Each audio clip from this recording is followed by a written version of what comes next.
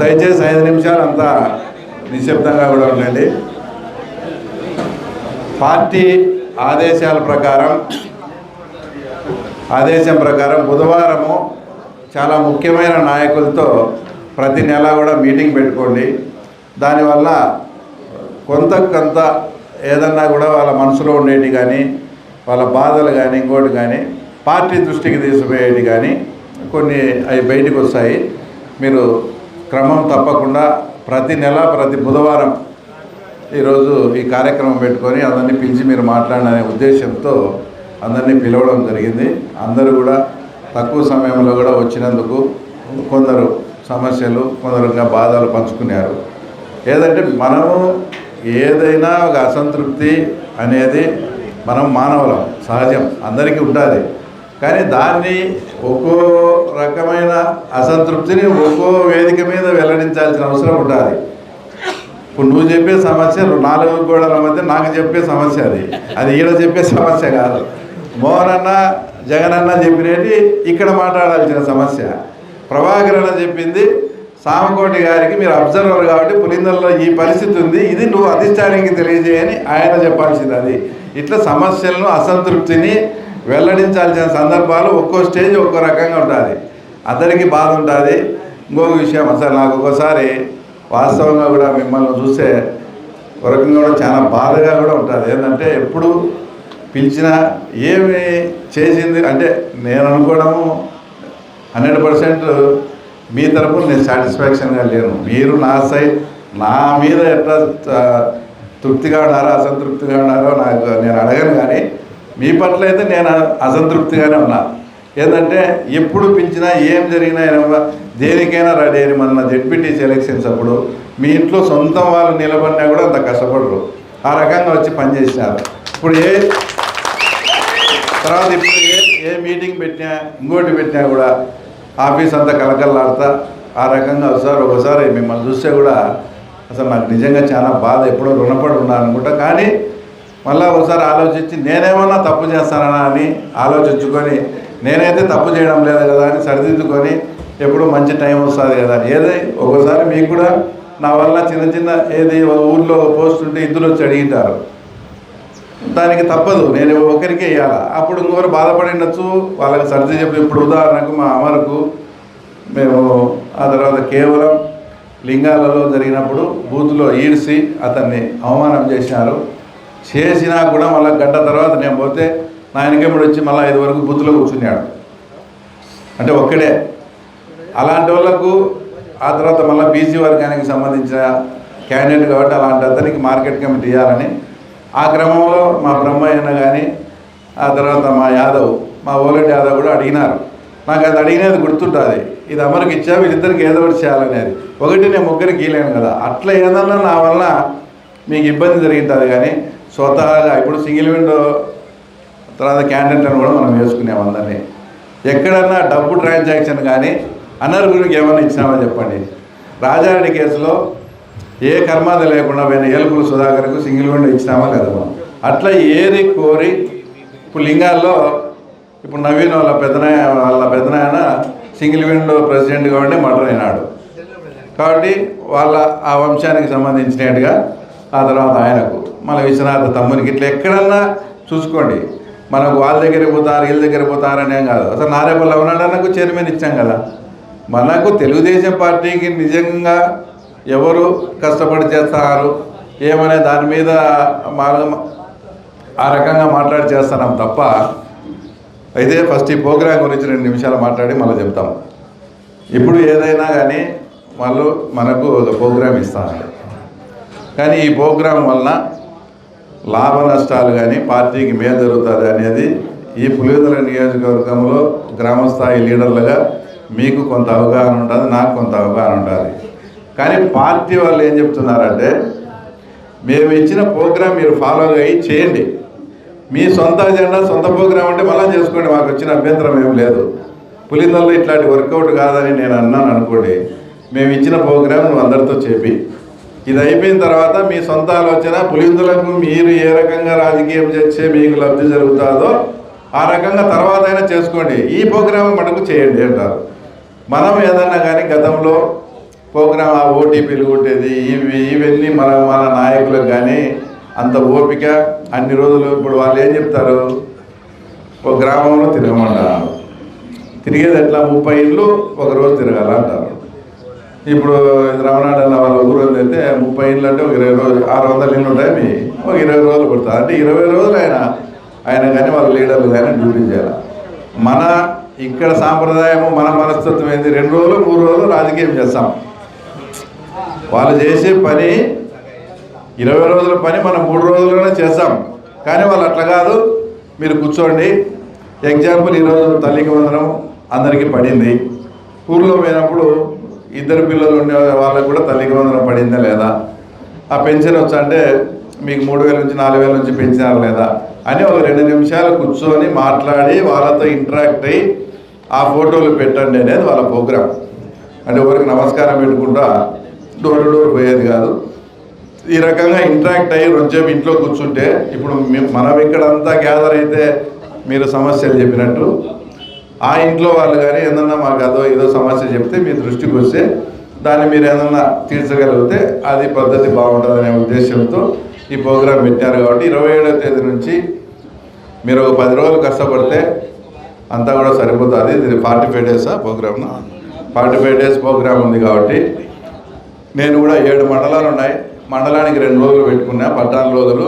పులిందుల municipality తొందరలో election ఉంది కాబట్టి మున్సిపాలిటీలో మేము 20 రోజులు పెట్టుకున్నాం.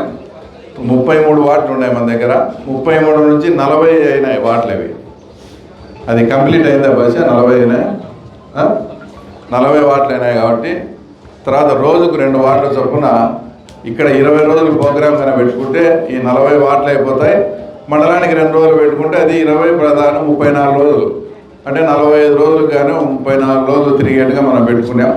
వాళ్ళు 30 రోజులు తిరగమన్నారు, 4-5 రోజులు అటు ఇటు. ఆ రకంగా ఈ ప్రోగ్రాం అంతా కూడా మనం తప్పకుండా చేసి వాళ్ళు ఏదైతే కండిషన్ ప్రకారం చేయమన్నారో ఆ ప్రకారంగా చేసి వదిలేస్తాం. ఎందుకంటే మన మీద నింద రాకుండా. ఈరోజు మన వాళ్ళు కొందరు మనం అది చేయలేదు ఇది చేయలేదు అని కూడా మాట్లాడినారు. ఇవన్నీ మాట్లాడినప్పుడు మీరు ఇది చేయలేదు కదా అంటారు. కాబట్టి ఆ పరిస్థితి రాకుండా మన పని మనం చేసి ఆ తర్వాత మనం అడగాల్సింది అది ఏ స్టైల్లో అడగాల, ఏం అడగాలనేది మళ్ళీ మాట్లాడదాం. కాబట్టి ఈ ప్రోగ్రాం అనేది అందరికీ ఏం లేదు, తల్లికి వందనం వచ్చిందా, పెన్షన్ వచ్చిందా, 60 ఏళ్ళ నుండి పెన్షన్ రాలేదా, ఇట్లాంటి వాటిని అన్నీ అడుగుతా పోయేదే.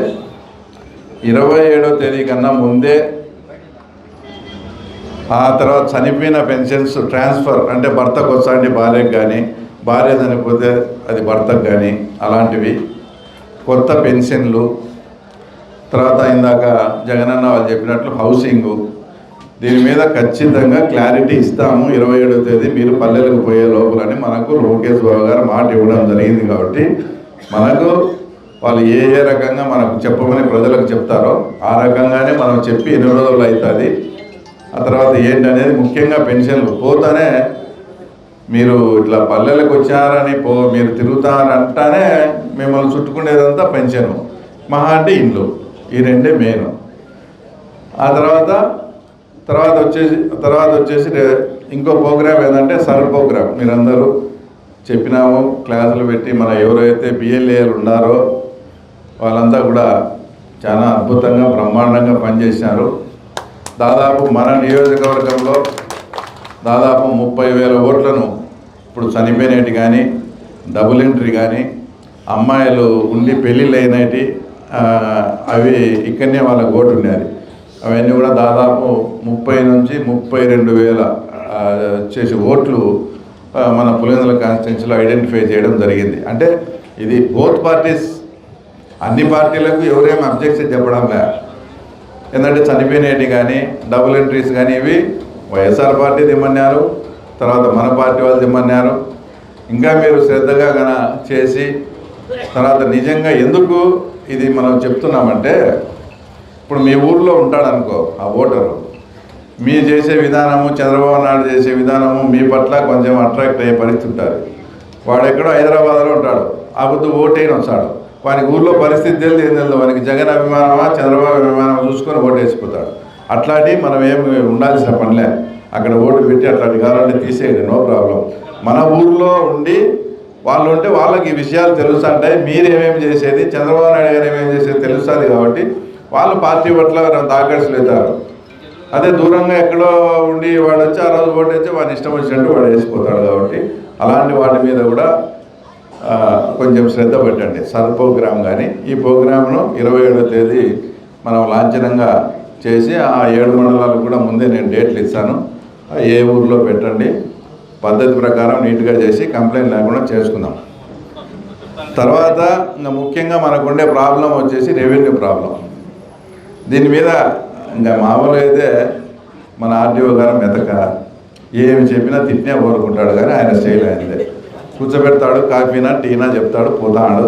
పని చేయడంలో పాడు చేయడంలో అంటే అనగాని ప్రసాద్తో కూడా చెప్పిన ఈ విషయం, వాళ్ళు కూడా చూస్తూ ఉన్నారు. ఏంటంటే మరి ఏదో ఇప్పుడు కదా ఆ మున్సిపాలిటీకి వచ్చినట్టు గ్రేడ్ 1 సూపర్ ఆఫీసర్ వచ్చే వాళ్ళు కొత్తలో మనకు పనికి ఇబ్బంది పడతామేమో, మళ్ళీ మీరు ఇబ్బంది పడతారు, ఎట్లో ఇతనితోనే పని చేయించుకుందాంలే అని ఆడికి తిట్టి ఓ రకంగా ఎట్లంటే అట్లా మాట్లాడి కూడా కొన్ని పనులు చేయించుకుందాం. దీనికి పరిష్కారమే ఏమంటే మేము ఇప్పుడు కలెక్టర్ గారే కలెక్టర్ గారే ప్రతి వారము ఒక కాన్స్టిట్యున్సీ 4 వారాలు అట్లా ఎన్నుకొని ఆయనే పులివెందులకు వచ్చి 4 వారాలు అంటే ప్రతి సోమవారము అదే మంగళవారము వస్తాను వచ్చి 4 వారాలు కంటిన్యూస్గా ఈయనే ఉండి గ్రీవెన్స్ పెట్టి దాంట్లో అప్పటికప్పుడే క్లియర్ చేసి ఆ రకంగా ప్రోగ్రాం పెట్టుకున్నాడు. అది ఫస్ట్ బద్వేలు అయిపోయింది. ఇప్పుడు 4 వారాలు తర్వాత కడప ఉంది. మేము కలెక్టర్ గారిని ఆ తర్వాత మాధవెక్కను రిక్వెస్ట్ చేసుకొని కడప ఈ ప్రాంతాల్లో కొంచెం రెవెన్యూ ప్రాబ్లమ్స్ అర్బన్ కాబట్టి తక్కువగా ఉంటాయి, మీకు ఏదైతే కడప కాన్స్టిట్యున్సీ ఉండే టైము మా పులివెందులకు ఇవ్వండి, ఆ లోపల స్థానిక సంస్థల ఎలక్షన్స్ వచ్చే లోపల కనీసం ఒక 30 to 40% అన్న మా రెవెన్యూ ప్రాబ్లమ్స్ కలెక్టర్ వచ్చి కూర్చుంటే ఖచ్చితంగా క్లియర్ అవుతాయంటే మంచి హృదయంతో వాసన్న కానీ వాళ్ళిద్దరు ఒప్పుకోవడం జరిగింది. బద్వేలు అయిన తర్వాత మన పులివెందులోనే కంటిన్యూస్గా 1 వీక్ కంటిన్యూస్గా 4 వీక్స్ కలెక్టర్ గారే వస్తారు, ఆర్డీఓలు అందరు వస్తారు, మేము ఈ గ్రీవెన్స్ అన్ని ఇవ్వడము అప్పుడే క్లియర్ అవుతాయి, 10 రోజుల్లో అవుతాయి, కావని చెప్తారు. కాబట్టి రెవెన్యూ ప్రాబ్లమ్స్ ఏమన్నా ఉండేటి అన్నీ కూడా ఈ మార్గంలో ఒక 30-40%, ఎందుకంటే ఎక్కువ ఈ చక్రాయపేట ఏరియాలో నాకు చాలా హెవీగా రెవెన్యూ ప్రాబ్లమ్స్ అవి. ఆ మండలం టోటల్ నియోజకవర్గం అంతా 100 గ్రామాలు అయితే చక్రాయపేట మండలం 130 గ్రామాలు, చిన్న ఈ పెద్ద అన్ని నానా రకం సమస్యలు అన్నీ ఉన్నాయి. కాబట్టి వాటి వేంపల్లిలోనే కూర్చొనైనా పెట్టాలా. రెవెన్యూ ప్రాబ్లమ్స్ అన్నీ కలెక్టర్ గారి దగ్గర ఆ తర్వాత ఈ మంత్ నుంచి బద్వేలు ఇంకొక వారం ఉందో అయిపోయిందో ఇవన్నీ కూర్చోబెట్టి ఆ తర్వాత క్లియర్ చేసే మార్గం తప్పకుండా వచ్చేసి ఆ చర్యలు కూడా మనం తప్పకుండా తీసుకుంటాం. ఇంకా మామూలుగా పాలిటిక్స్కు అందరూ మాట్లాడేది వస్తే మనము అడుక్కుంటే ఏది రాదు. మన కెపాసిటీ మన కథ చూపించాం ఆల్రెడీ, మరొకసారి ముందుంది. అంతవరకు ఇంకా ఏం జరగవు, కొంపలేం మునగవు. ఈ 2-3 నెలల్లో మనం పులివెందుల మున్సిపాలిటీ కొట్టి చూపిస్తే పదవి పవరు మన తెలుగుదేశం ఆఫీస్ కాడ ఆ గేట్ కార్డ్ నుంచి వస్తుంది ఇది. కాబట్టి దాని గురించి మన సిస్టమేటిక్గా మన ఆలోచన మనకుంది. మనమేం కింది స్థాయి నుంచి స్టెప్ బై స్టెప్ వేసుకుంటూ పైకి వచ్చాం. ఈ స్థాయికి వచ్చి ఇట్లా మిమ్మల్ని గాలికి వదిలేసి ఇట్లా కాదు, మాకు ఒక ఆలోచన ఉంది ఎట్లా అధికారం చాలా చేయమని. కానీ కొంత ఓర్పు వాళ్ళకు ఎందుకో ఆ పనుల ఒత్తిడి వలన వివిధ సందర్భాలలో వివిధ వేదికల మీద అన్నీ చెప్తాను. అక్టోబర్లోనే ఎలక్షన్ ఉంది, ముందు మున్సిపాలిటీ.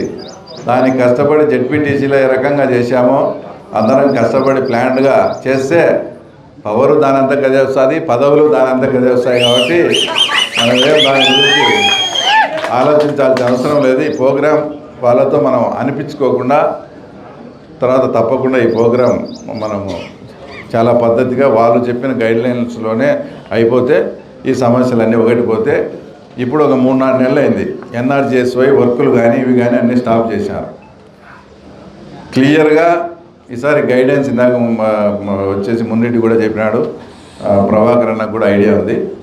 క్లియర్గా ఈసారి 6-7 వర్కుల్లే నోటిఫైడ్ వర్కులు చేసి దాంట్లో గ్రావెల్ రోడ్స్ పెట్టాలనేది కృష్ణతేజ గారు కానీ వాళ్ళు కానీ అంతా కూడా డిసైడ్ చేయడం జరిగింది. కృష్ణతేజ అంటే పంచాయతీరాజ్ కమిషనర్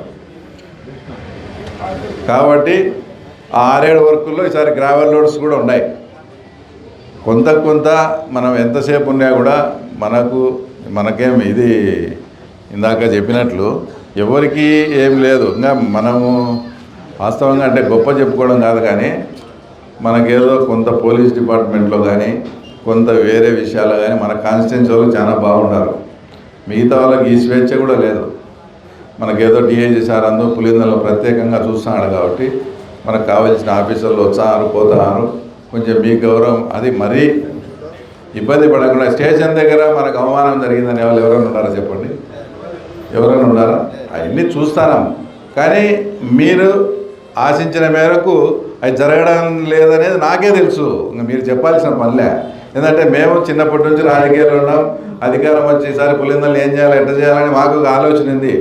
ఆ ఆలోచనకు తగ్గట్లు మనకు కూడా ఇంకా పైనుంచి సహకారం వస్తే ఇంకా బ్రహ్మాండంగా చేస్తామనే విషయం వాళ్ళు గుర్తించడం లేదని బాధ తప్ప వేరే విషయమేం కాదు. మనకు ఇంకా స్పీడ్ చేయమంటే ఇంకా స్పీడ్ చేస్తాం, వాళ్ళని ఇంకా ఇబ్బంది పెడతాం. తర్వాత ఎందుకంటే ప్రత్యర్థి అనేవాడు మనకు చాలా బలవంతుడు. వేరే వాళ్ళు మా ఫ్రెండ్స్ స్నేహితులు కూడా చాలామంది నువ్వు ఆ నియోజకవర్గంలో ఉండినా వేరే సాట ఏంటి ఎమ్మెల్యే అయిందంటే కూడా 175 నియోజకవర్గాల్లో 175 మంది ఎమ్మెల్యే పేర్లు మీరు చెప్పగలరా? బీటెక్ రవి అంటే ఈరోజు అందరికీ తెలుసు. అది మా పులివెందుల ప్రత్యేకత. సచ్చినా గెలిచినా పులివెందులలోనే ఎమ్మెల్యే అవుతా తప్ప వేరే చోటికి పోయే పరిస్థితి లేదని కూడా నేను చెప్పడం జరిగింది. కాబట్టి ఉంది అసంతృప్తి కేడర్లో.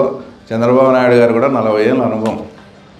ఆయన పద్ధతిగా ఒకటి చేసుకుంటా ఈ స్థానిక సంస్థలు వస్తున్నాయి, ఎన్నో వస్తున్నాయి. కాబట్టి నిన్న లోకేష్ గారు వచ్చినప్పుడు కూడా మనం ఎయిర్పోర్ట్లో కనిపించినప్పుడు పొలిటికల్ మ్యాటర్ మాట్లాడాలా నీతో అని కూడా అన్నాడు. వాళ్ళు ఆలోచిస్తారు, చేస్తారులే. ఏంటంటే మనం ఏంటంటే ఇంకా స్పీడ్గా టకటక అన్నీ అయిపోయి ఈ పాటికే ఏం లేకుండా తాడిపత్రి మాదిరి సెట్టింగ్ కావాలనేది మీది. కానీ అవుతుంది, తప్పదు. కొంత టైం ఇస్తే అన్నీ చేస్తాము. కాబట్టి ఉండండి, ఈ ప్రోగ్రాం బాగా చేయండి.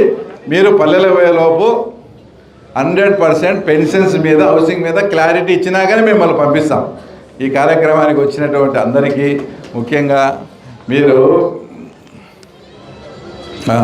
అందరికీ కూడా ఏదో భోజనం కూడా తర్వాత ఏర్పాటు వచ్చి చేయడం జరిగింది. అందరూ భోంచేసిపోవాలని కూడా కోరుకుంటూ, ఏదేమైనప్పటికీ ఇందాక మళ్ళొక్కసారి మనం చెప్తాను, ఏది కూడా మనం ఆశించి ఆ ఎంపలాడితే రాదు. మన సత్తా చాడితే వాటంతా గవి వస్తాయి. ఇప్పుడు ఎటు 2 ఏళ్ళు అయింది, ఇంకంతా కూడా 5-6 నెలలే ఉండేది. నేను ఇన్ఛార్జిగా ఉన్నందుకు తర్వాత మీరైతే అందరూ తెలుగుదేశం పార్టీకి ఓట్లు వేసే కదా, నాకు 55,000 ఓట్లు వచ్చినాయి. ఈ 5 ఏళ్ళు మంది మనకు అసంతృప్తి ఉన్నాయా, కొద్దిసార్లు ఉన్నాయి. ఈ 5 ఏళ్ళు మనకు అనుభవించేదానికి మనకు రైట్ ఉంది, హక్కు ఉంది. దాన్ని మనం ఎందుకు ఇది చిన్న వాటి గురించి ఆలోచించకుండా మన హక్కు ఇది. 5 ఏళ్ళు మనం ఎంజాయ్ చేయాల్సిందే. ఎందుకంటే మనం కష్టపడినాం, మన గవర్నమెంట్ వచ్చింది. కాబట్టి నేను ఇన్ఛార్జిగా ఉన్నప్పుడు మీరు ఇంత కష్టపడిన దానికి మిమ్మల్ని సర్పంచులు, మిమ్మల్ని కౌన్సిలర్లను, ఎంపీటీసీలు, జెడ్పీటీసీలను సాధ్యమైన కాడికి మెజార్టీ స్థానాలు మిమ్మల్ని చేసుకోవాల్సిన బాధ్యత కూడా నా మీద ఉంది. అవన్నీ సక్సెస్ అయ్యి నేను అనుకున్నట్టు సర్పంచులు అన్నీ చేసినాక తర్వాత మీ ఇష్టం, మిమ్మల్ని అడగడం. Thank you. ఎవరికమ్మా? అందరికీ పంపిస్తాను. 27